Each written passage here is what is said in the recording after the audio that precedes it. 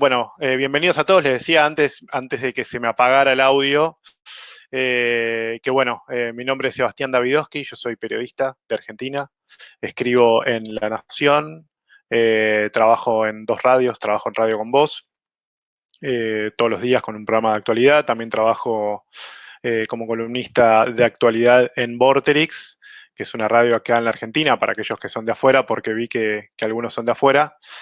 Y también escribo, bueno, escribo en Chequeado, que es un sitio de verificación de datos. Así que bueno, eso es un poco mi presentación.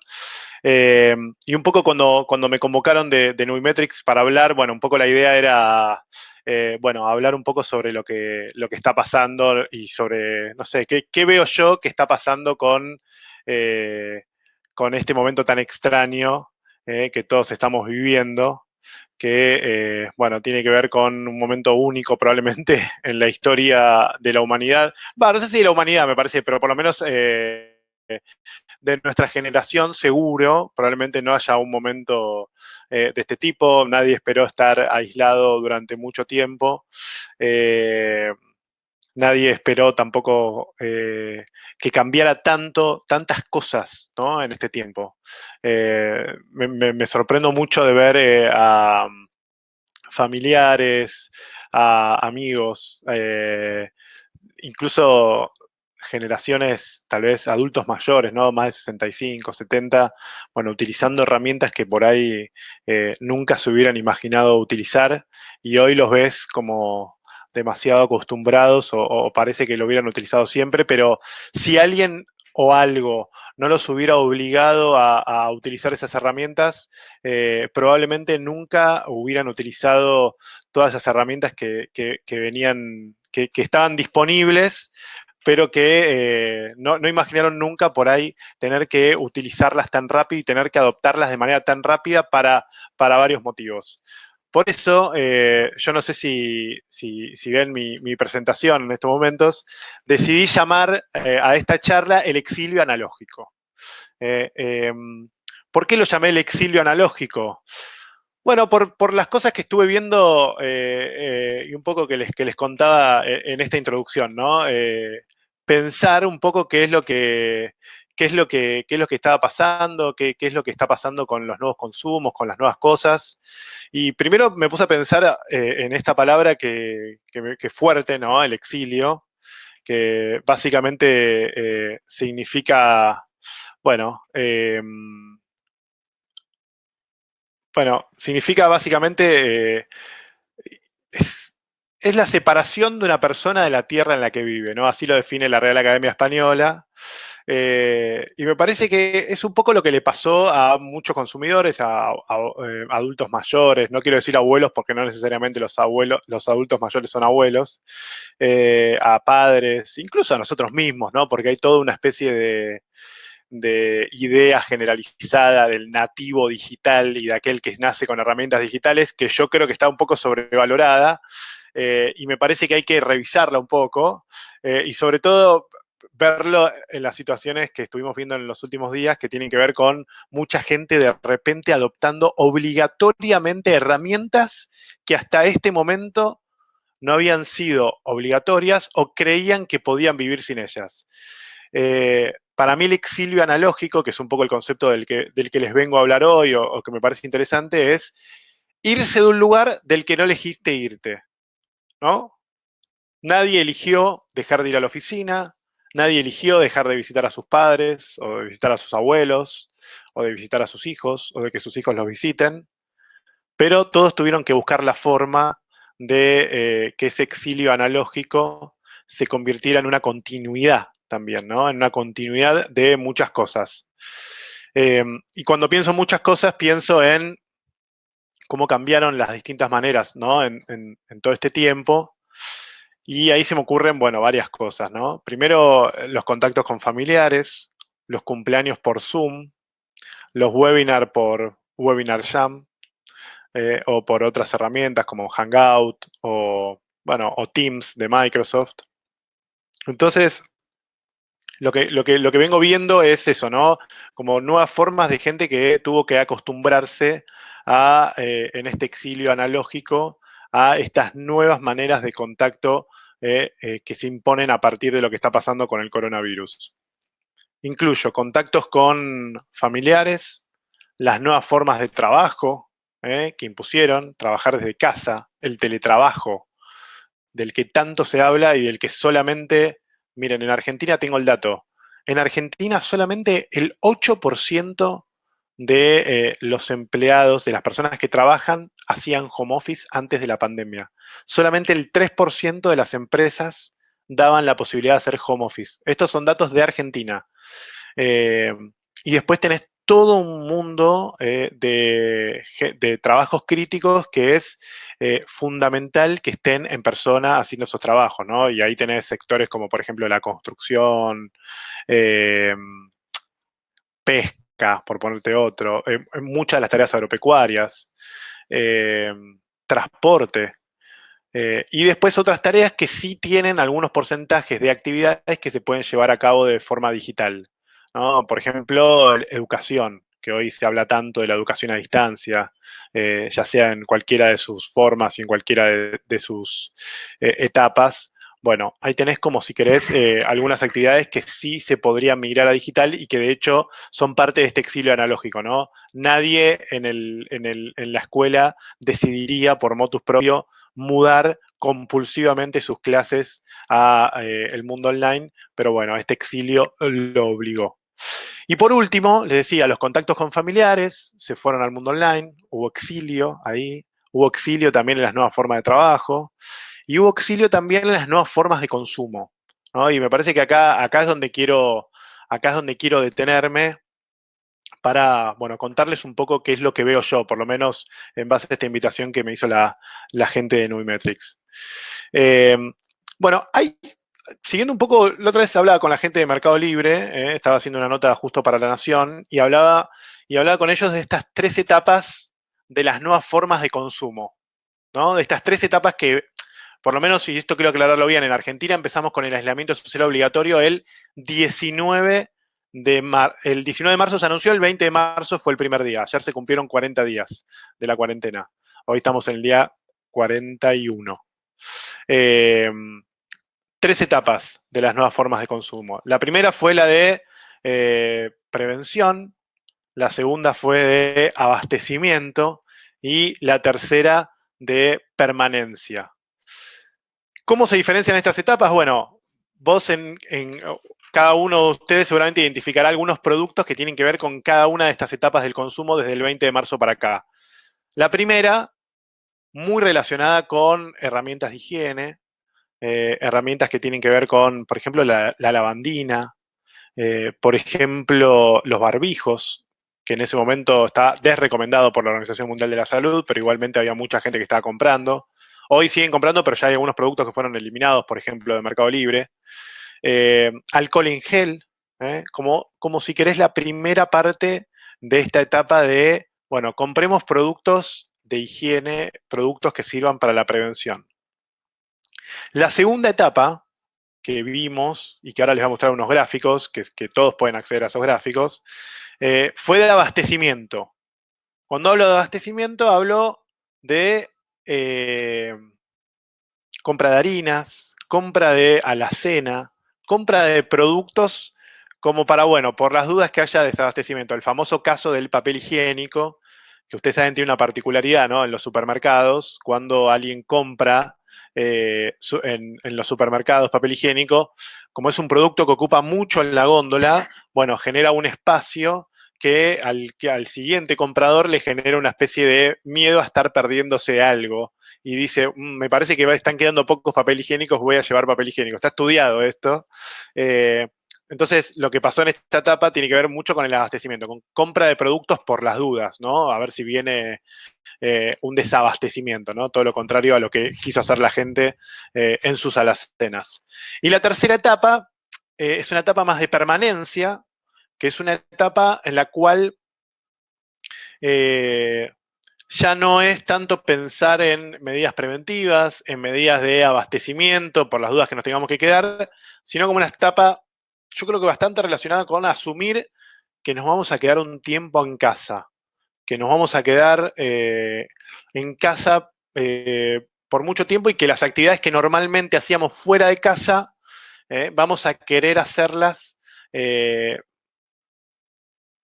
casa, quedándonos y haciendo esas mismas actividades que hacíamos afuera, haciéndolas en nuestra casa. Y acá se imponen algunas actividades, como por ejemplo el yoga, o comprar colchonetas para hacer yoga en casa, o no sé, hoy compré justo una bolsa de boxeo, no para mí, sino para mi hijo, para que descargue, pero tiene que ver con eso, ¿no? Con también actividades que, bueno, ¿dónde puede descargar? Bueno, ya no va a ser afuera, empecemos a pensar en consumos que sirvan para quedarse en casa y utilizar esas herramientas que normalmente o esas actividades que hacemos normalmente afuera de casa, hacerlas adentro de casa. La siguiente imagen es un poco ilustrativa de, miren, o sea, no quise usar Nubimetrics en este caso porque me pareció que quería darles todavía una visión más general de lo que a la gente le interesa todavía. Pero entiendo que en Nubimetrics ustedes creo que pueden verlo esto de cuáles son los intereses de la gente. Para graficar bien las distintas etapas. La etapa de prevención, de abastecimiento y de permanencia. Todo esto online, ¿no? Miren, esto es en Argentina, ¿no? Pero lo usé para que tomen más o menos la etapa esta del 20 de marzo como el día que arrancó el aislamiento social obligatorio. Entonces, lo que hice fue buscar en Google Trends, que son las tendencias de Google, donde se miden el interés de las personas, en general sobre tres términos, ¿no? Tres términos que para mí identifican cada una de estas etapas. La etapa de prevención, la etapa de abastecimiento y la etapa de permanencia. Primero busqué lavandina, que tiene que ver justamente con la etapa de prevención, ¿no? Con un producto bueno, que es uno de los productos más utilizados o más comprados en esta etapa de prevención del coronavirus dentro de las casas. ¿Qué pasó con la lavandina? La lavandina está en azul, ¿sí? Es el gráfico en azul. Con la lavandina lo que pasó es que hubo un pico que venía creciendo de un poquito antes que otros términos, y que hizo su pico más o menos, esa fecha que está ahí, más o menos el pico es del 21 de marzo, más o menos, 22 de marzo. Es esa semana la que grafica Google Trends como el pico de lo que pasó en esta etapa de prevención, ¿no? Con la lavandina. Después, lo que vimos es la etapa de abastecimiento, que en la etapa de abastecimiento lo que incluyo es, incluye un producto que es el producto estrella por estos días, que tiene que ver con la harina, ¿no? Que también podría ser un producto claramente de la permanencia, por la cantidad de recetas y de gente que está haciendo cosas con harina, como nunca antes, sobre todo porque abunda un poquito más el tiempo. Pero la harina es, si quieren, el pico y demuestra cómo la etapa de abastecimiento primó después, ¿no? Bueno, o sea, primero la etapa de prevención, después la etapa de abastecimiento, que dura un poco más, como verán en la curva de harina, y por último, busqué un término hacia al azar de los que a mí me parecían que eran etapa de la permanencia, que es lo que está en amarillo, son las pesas. ¿Qué son las pesas? Bueno, un producto de la permanencia, ¿no? La pesa está en el gimnasio en general, y lo que empezó a pasar, y de hecho, por lo que estuve viendo ahí en un sitio de academia de Nubimetrics, se veía cómo los productos de gimnasio también fueron muy solicitados ya en la última semana de marzo. Es decir, la gente tuvo tres etapas del consumo online. Una de prevención, una de abastecimiento y la última, que quizás sea esta etapa, pero veremos hasta cuándo dura, que tiene que ver con la permanencia, ¿no? Y en estas etapas vamos a ver si quieren algunas cosas que, por ejemplo, seguramente fueron muy castigadas, por ejemplo, la indumentaria, que no se vendió tanto. Había un estudio un poquito de Gap y de Walmart en Estados Unidos que decía algo súper interesante. Decía, no dejamos de vender remeras ni buzos, pero lo que dejamos de vender mucho son pantalones en esta época, ¿no? Como contando un poquito cómo cambió ese consumo también en medio de este exilio analógico del que tanto les hablo, cómo va cambiando también algunas costumbres también de consumo, ¿no? O sea, primero viendo esto de la prevención, el abastecimiento y la permanencia, y también después viendo cuáles son los que caen y entendiendo también por qué caen. Si ustedes, por ejemplo, ahora no me están viendo de la cintura para abajo, bueno, en general la gente tampoco se muestra de la cintura para abajo cuando hace videoconferencias y en medio de todo este exilio que los obligó a mudarse al mundo online. Bien. Y acá empieza otra etapa que me parece interesante, a fines de marzo, que tiene que ver como el e-commerce a contramano del comercio físico. Y no es necesariamente que el comercio físico dejó de vender, sino que hay fenómenos que se empiezan a verificar en el e-commerce que me parece hablan un poco de este cambio de tendencia, ¿no? Este cambio en la forma de consumo. No es porque el e-commerce le comió necesariamente porción al comercio físico, sino que por lo menos lo que veo es que sí, mucha compra que normalmente se hacía en comercio de cercanía, comercio físico, empieza a trasladarse también al comercio electrónico. Y esto ya sea por miedo, riesgo que puede sentir alguien por a la infección o al contagio del coronavirus, o me parece una segunda o tercera etapa, puede ser también empezar a ver la comodidad también de comprar y que te lo traigan a la puerta de tu casa. Acá les voy a compartir dos gráficos. Uno que tiene que ver con, que es de Sentia. Yo no lo hice, este gráfico es muy complicado y no pretendo que se vuelvan loco tampoco. Sí, lo que me interesa que vean es sobre todo ver lo que pasó en el gráfico que está arriba, abajo, a la izquierda, ¿sí? De esos cuatro, de ese cuadrante, el que está abajo a la izquierda, donde hay un dato que a mí por lo menos me llamó muchísimo la atención, que es qué pasó antes de la cuarentena en Argentina, ¿no? Este es un gráfico de la consultora Sentia que marca qué es lo que pasa y cuándo se dio el pico máximo de compras offline, o sea, compras en tiendas físicas. Si ven bien, el día que en el gráfico que está abajo a la izquierda, de esos cuatro gráficos, el día de mayor consumo, el día que más tickets y que mayores ventas se hicieron en los locales físicos, en las tiendas físicas, fue el domingo 14 de marzo.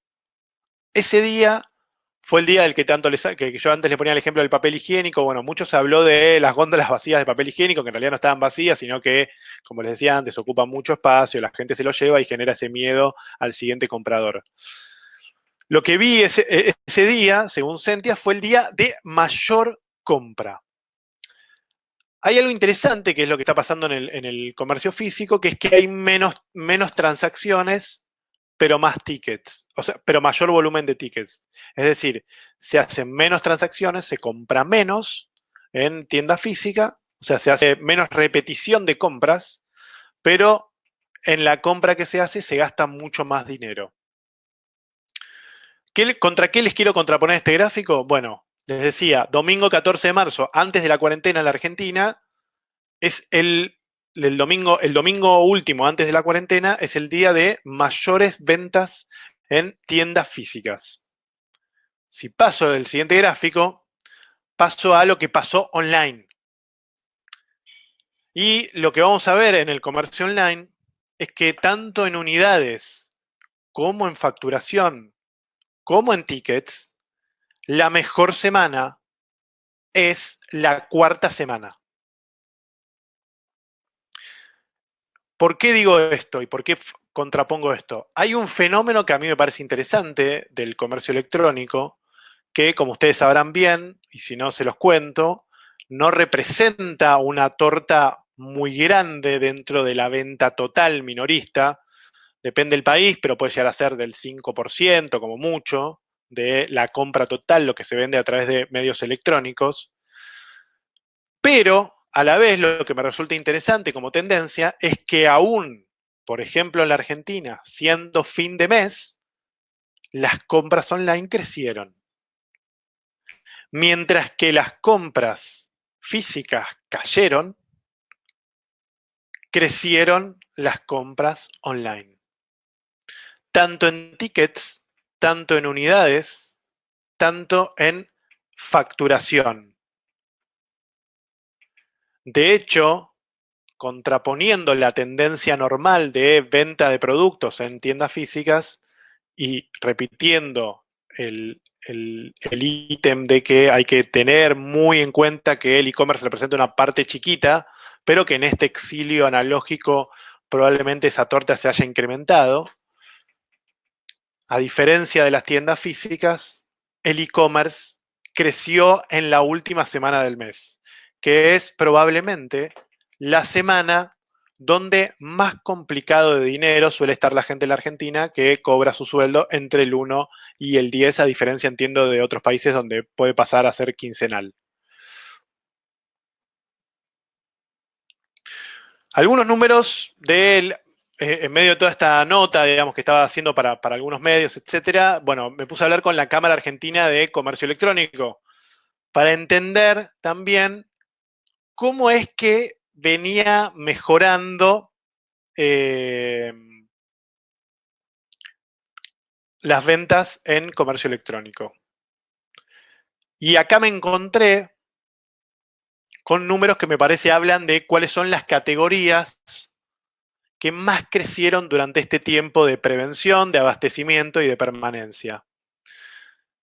Me sorprendieron algunos números y acá tengo, si quieren, algún desagregado de lo que más me sorprendió. Primero, tema de los supermercados, crecieron 300% las ventas. 300%. Las farmacias, 60%. Acá hay una categoría que me sorprendió muchísimo, que es la categoría computación. Lo primero que imaginé es en lo esencial, en la compra esencial. Y sin embargo, acá se cuela una categoría que tiene que ver con la permanencia y con cómo construir tu oficina en tu casa. Y dentro de computación, acá habría que agregar algunos ítems que me parecen interesantes y que seguramente lo pueden ver en Mercado Libre, que es desde impresoras, headsets, o sea, auriculares con micrófono, webcams y también notebooks, que son ítems que incrementaron sus ventas en el último mes, en un contexto, como sabemos, bastante extraño para que algo aumente sus ventas en plena crisis económica, incertidumbre, etc. Y lo que me sorprendió, un número que me pareció fantástico, que me lo dio la Cámara Argentina de Comercio Electrónico, es que el 90% de los nuevos usuarios que compraron online son gente grande que antes le huía a Internet. Por eso me gusta el concepto de exilio. Gente que antes estaba en un lugar y que ahora fueron obligados a irse a otro lugar. 90% de nuevos usuarios son gente grande que antes le huía a Internet. De hecho, había una cadena, no me acuerdo si era Musimundo, eh, que me dijo que mira, con la gente de Musimundo en la Argentina, me decían que el primer cambio de hábito que vieron es, bueno, obviamente la compra con envío a domicilio en este contexto, y que el rango etario que más creció entre los compradores es el de mayores de 65 años. Fíjense, o por lo menos lo que entiendo yo y lo que veo de todo esto, es las posibilidades que brinda este momento, con muchísima gente incorporándose al comercio electrónico, comprando por primera vez algo que por ahí nunca habían hecho, conociendo también las cuestiones que tienen que ver con la logística y recibir un producto en su casa. Todo este universo nuevo de gente que está arribando al comercio electrónico, que está conociendo sus facilidades y a la vez todas las oportunidades que en muchos casos obviamente genera también para los vendedores. 90% de nuevos usuarios, gente grande que antes le veía Internet, dice la Cámara Argentina de Comercio Electrónico.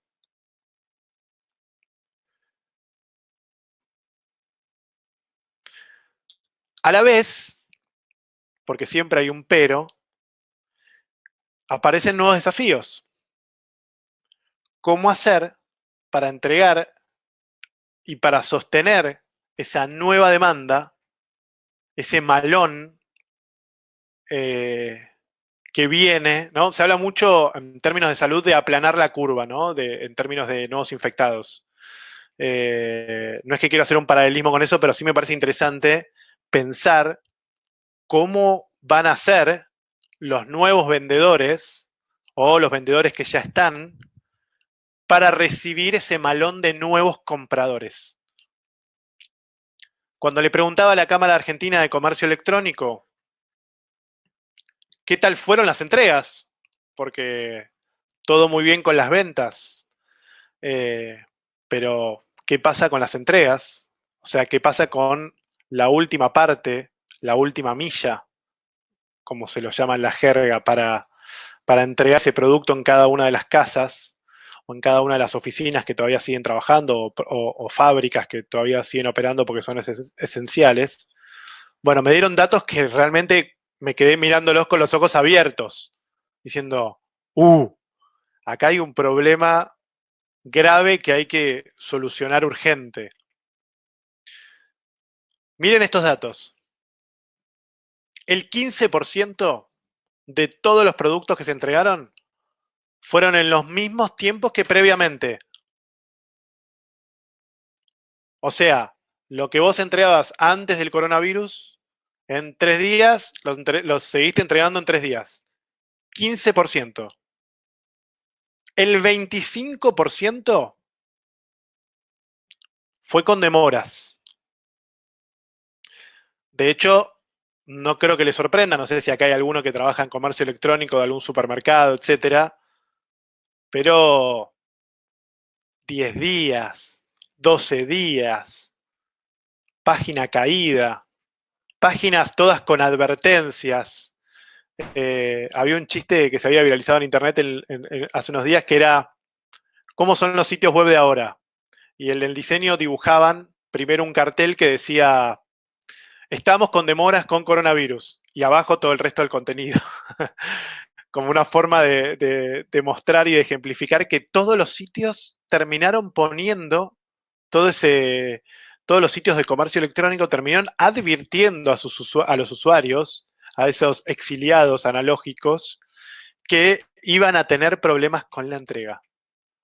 Bueno, eso fue porque el 25% de hecho entregó con demoras comparado con cómo lo entregaban antes.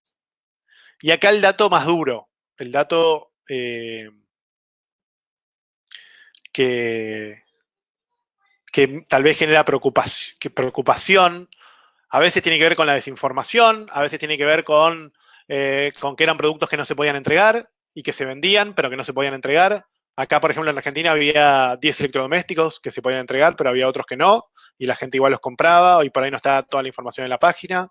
Después había muchos vendedores que no recibían sus productos, por lo cual es variopinto también eh, los motivos por los cuales pudo haber pasado que el 60% de las compras no se pudieron entregar.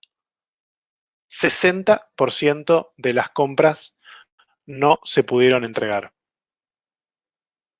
Como para pensar, primero las oportunidades y después, sobre todo, las deficiencias o las cosas en las que seguramente haya mucho que trabajar de parte de los vendedores.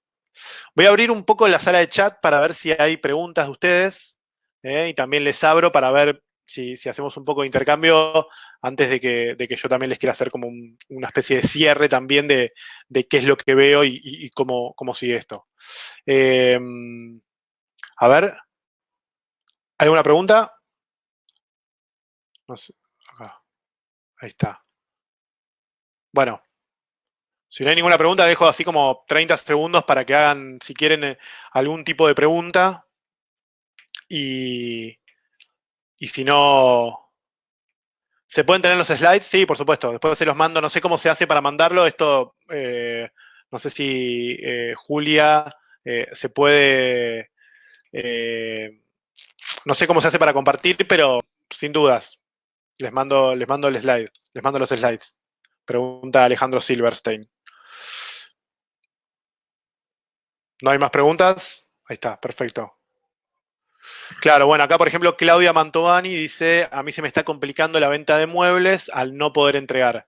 No sé, Claudia, si vos sos de Argentina, pero bueno, acá también había una duda sobre si podían abrir los carpinteros, fábricas de madera se podía, eh, pero bueno, eh, era bastante complicado el tema de no solamente la fabricación, sino también la entrega.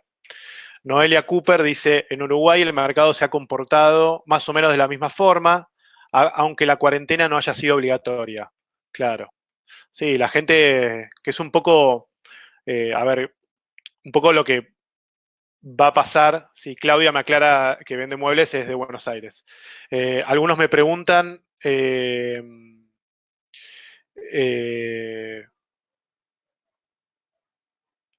qué va a pasar después con la cuarentena, ¿no? Cuando se vaya aflojando. Y bueno, probablemente lo que suceda es que haya mucha gente que tampoco salga a la calle.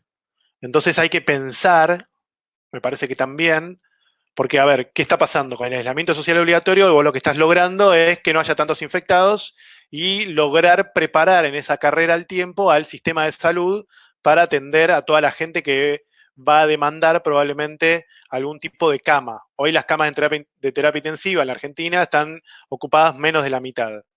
Eh, entonces, lo que tenemos que pensar es que cuando termine o se flexibilice la cuarentena, bueno, ahí probablemente es el momento en el que empecemos a ver más infectados. Y un poco lo que estuvo pasando en otros países que flexibilizaron la cuarentena es que la gente igual no salió.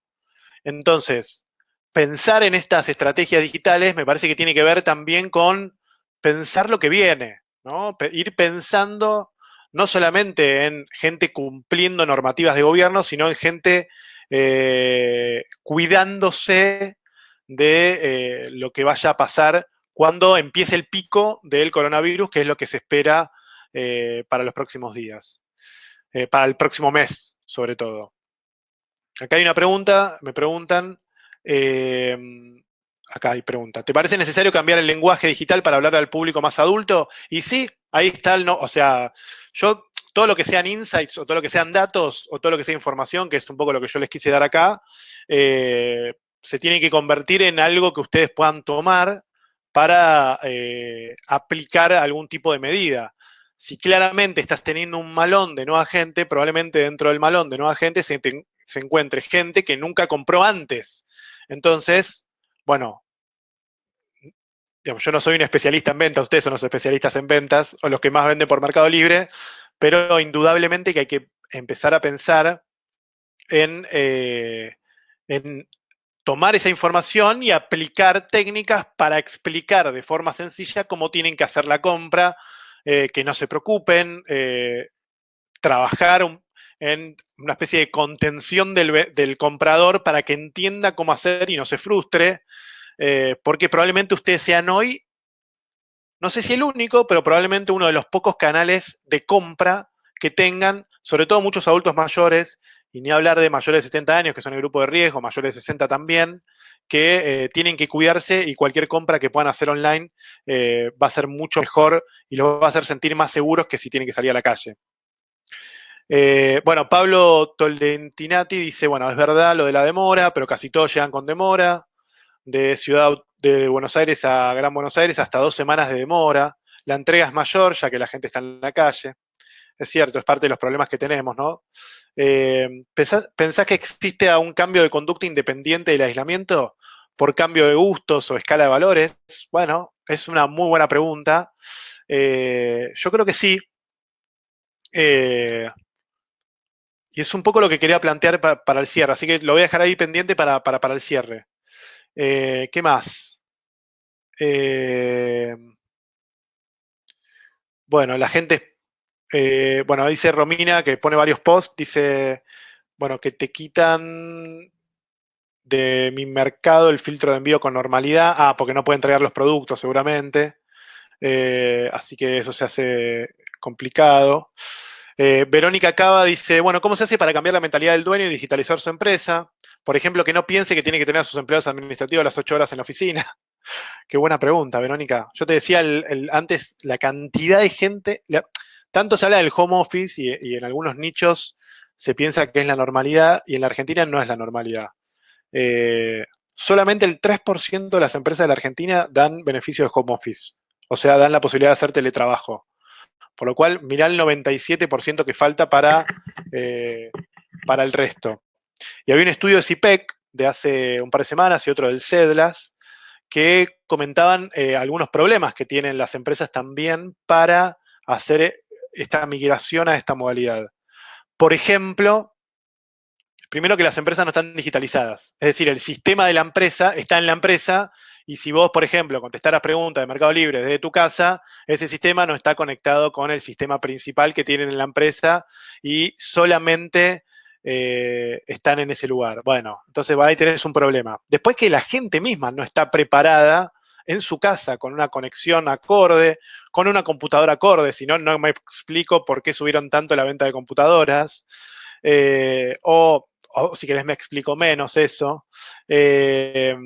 Y también, bueno, hay mucho de infraestructura tanto en la empresa como en las casas de las personas, así que me parece que hay varias cosas que tienen que ver con eso, independientemente de algunas actividades que no pueden hacerse en teletrabajo.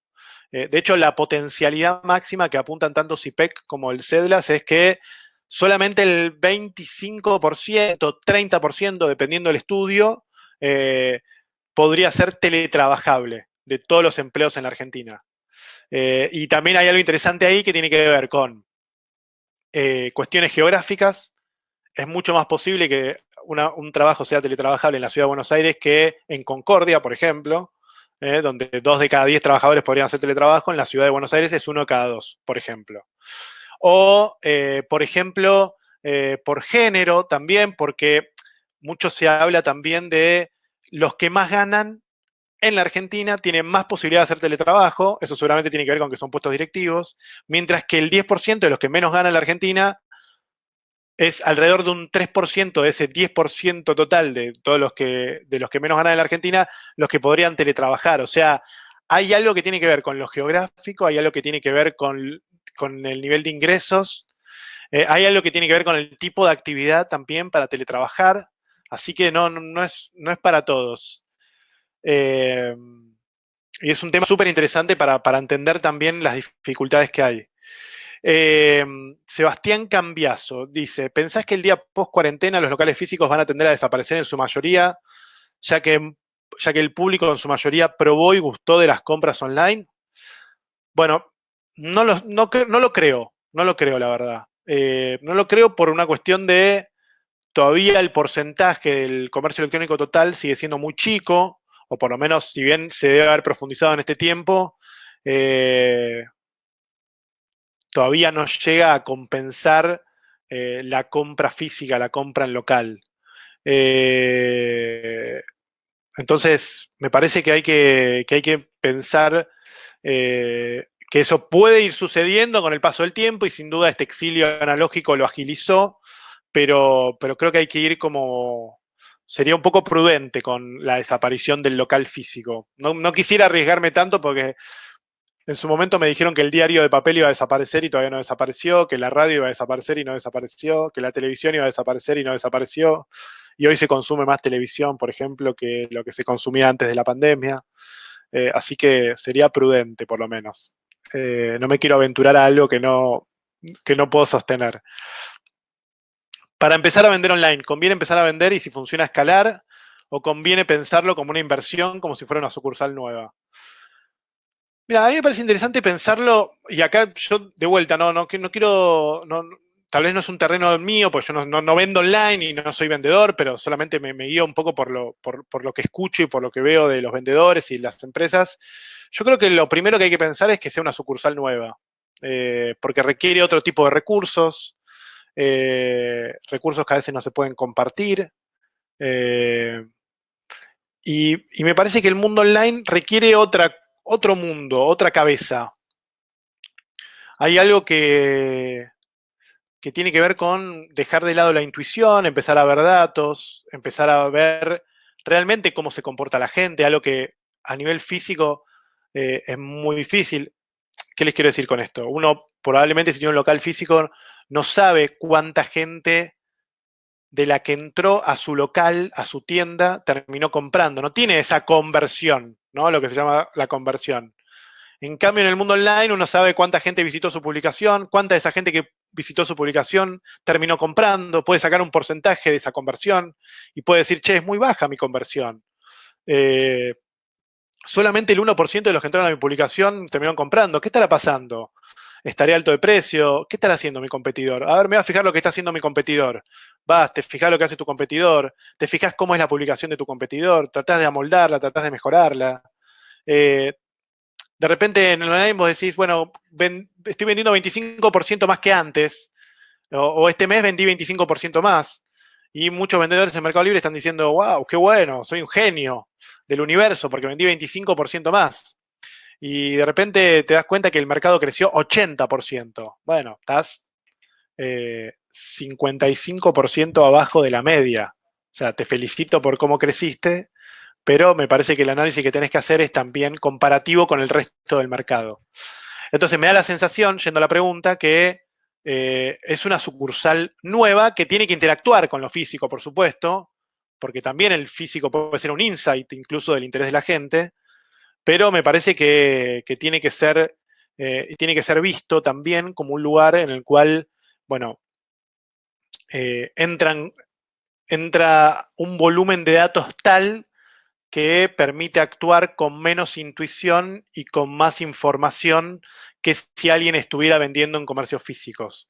Entonces, me parece que un punto muy interesante a ver es, bueno, cuánta de esa información que está ahí circulando y que ustedes pueden ver, creo que en Nuimetrics, por ejemplo, bueno, sirve para mejorar su negocio. En definitiva, si ustedes ven toda esa información, pero no hacen nada con esa información, bueno, como me preguntaban antes, ¿qué hago ahora? O sea, ¿conviene entonces empezar a hablar a los adultos mayores de otra forma? Y bueno, y si tenés el malón entrando, el malón que por primera vez se está comprando, bueno, me parece muy, muy importante.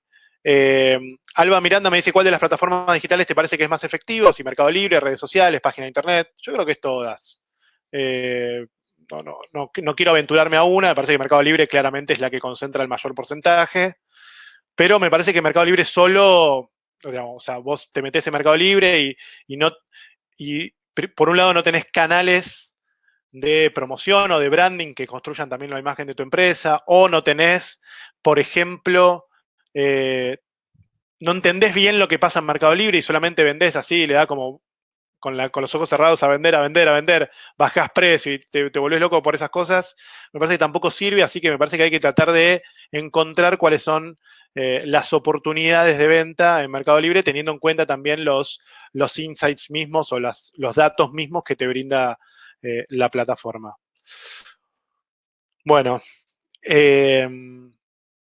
vuelvo a la presentación para una cosita sola que me gustaría terminar con eso, porque ya nos queda un poquito tiempo. Y un poco resumiendo, y vienen los desafíos, ¿no? Me parece que un poco lo que me pasa a mí con todo este mundo online y con todo este boom del comercio electrónico, aún con poca infraestructura preparada y lista, ya sea de los vendedores o incluso de las logísticas. Bueno, creo que nos obliga a hacernos algunas preguntas que quería trasladárselas, que por lo menos son las que yo veo como las más desafiantes. Una tiene que ver con cómo recibir al que viene del exilio, ¿no? Y me parece que estaba buena la pregunta que me preguntaba por si hacemos mensajes diferentes para todos los nuevos que están entrando. Bueno, es una buena pregunta. ¿Cómo recibimos al que viene del exilio? ¿Cómo le explicamos? ¿Cómo lo llevamos por este camino? Cuando todo esto termine, y es un poco lo que me preguntaban también antes, ¿qué prácticas van a quedar? ¿Qué tipos de consumo que tuvimos durante todo este tiempo nos van a quedar a nosotros como consumidores y a ustedes seguramente como vendedores de lo que están viendo? ¿Qué tipo de cosas ya no vuelven atrás? Así como creemos o creo que lavarse las manos con jabón va a ser una práctica que por ahí antes no teníamos tan extendida, o intentar no tocarnos la cara, o o el distanciamiento social por un tiempo. ¿Qué cosas de todas las que estamos viviendo ahora son las que van a quedar? Y por último, ¿qué están haciendo ustedes? Que entiendo que la mayoría son vendedores o trabajan o tienen su negocio de comercio electrónico, para adelantarse a esas nuevas demandas que están surgiendo, a esos nuevos tipos de consumo, para entender a esos exiliados analógicos que todavía siguen llegando. Que todavía son muchos seguramente los que falten llegar, porque algunos siguen prefiriendo ir al local de la esquina, etcétera. ¿Qué están haciendo ustedes cuando esos nuevos exiliados, esos exiliados analógicos, eh, terminen de llegar y terminen también de visitar su negocio? Bueno, les agradezco a todos. No sé si alguno más tenía alguna duda. Cualquier cosa, mi nombre es Sebastián Davidovsky. Soy @viduski en redes. B corta IDUSKY. Mira, no sé por qué no se me subió ese slide, pero bueno, se los digo directamente en texto. Eh, ahí está Nubimetrics poniendo un blog de academia, que es donde están algunas de las notas, que incluso saqué algo de información de ahí también. Así que bueno, les agradezco a todos y bueno, nada, espero que les haya servido. Quería transmitirles un poco cómo lo veía yo, de qué es lo que está pasando en base a la información que tengo. Ustedes son los especialistas ahora, para lograr vender más y mejor en las plataformas que estén utilizando para venta de comercio electrónico. Les agradezco a todos y bueno, me comprometo a mandarles los slides para que los tengan. Adiós.